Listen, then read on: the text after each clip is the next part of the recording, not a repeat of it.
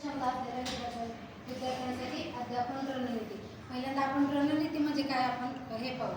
रणनीती म्हणजे एखादं जर आपल्याला काम करायचं असेल किंवा एखादी गोष्ट करायची असेल तर त्यासाठी आपण वेगवेगळ्या प्रकारे म्हणजे त्याचं नियोजन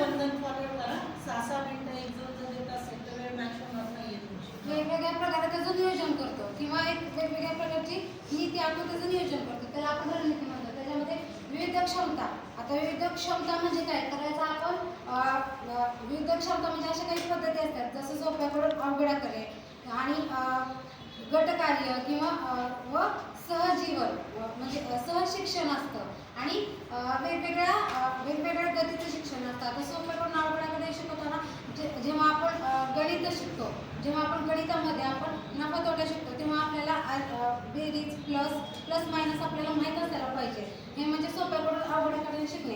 आता वेगवेगळ्या गतीने जर शिकायचं असेल तर तसंच आपण गणिताचा अभ्यास आपण वेगवेगळ्या गतीने करतो. आधी बेरीज वजाबाकी गुणाकार भागाकार करताना बेरीज करताना कमी वेळ लागतो, वजाबाकी करताना थोडासा अजून वेळ लागतो, गुणाकार करताना अजून वेळ लागतो आणि भागाकार करताना थोडासा जास्त वेळ लागतो काही विद्यार्थ्यांना. आणि गटकार्य व सहशिक्षण.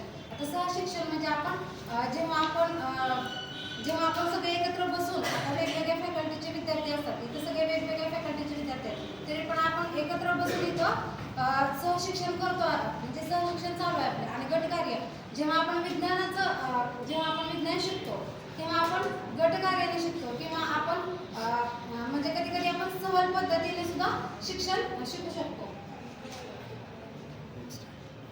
नेक्स्ट विशेष गरजा. आता विशेष गरजा म्हणजे काय?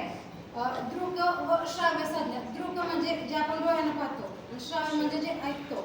आणि आता मी बोलते ते श्राव्य आहे आणि हे पाहता ते तुम्ही दृक आहे. आणि याला जरी आपण आवाजामध्ये कन्वर्ट केलं तर आपण दृक श्राव्य साधन होऊ शकतो.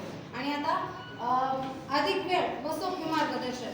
आता एखाद्या म्हणजे गणिताचा जर अभ्यास करायचा असेल तर आपल्याला अधिक वेळ लागतो आणि एखादा विद्यार्थी कमी समजू शकतो, एखादा विद्यार्थी फास्ट समजू शकतो. तर एखादा विद्यार्थी कमी समजत असेल तर त्याला अधिक वेळ देणं महत्त्वाचं आहे. आणि त्याला सोप्यातल्या सोप्या गोष्टी सांगणं सगळ्यात पहिल्यांदा म्हणजे आपण पूर्वज्ञान सांगणं त्याला. आणि हळूहळू ते जे आपण सांगतोय त्याचं त्याला सामान्य जीवनासोबत म्हणजे कम्पेअर करू शकतो असं मार्गदर्शन करू शकतो. आणि वैयक्तिक लक्ष. जर एखादा विद्यार्थी शांत असेल किंवा बोलत नसेल किंवा म्हणजे फास्ट वर्क करत नसेल तर त्याकडे आपण तो का करत नाही, कशासाठी करत नाही, त्याच्यासाठी आपण त्याला वैयक्तिक लक्ष दिलं पाहिजे. 9 मिनिटं झाले. शिफ्ट व्हा.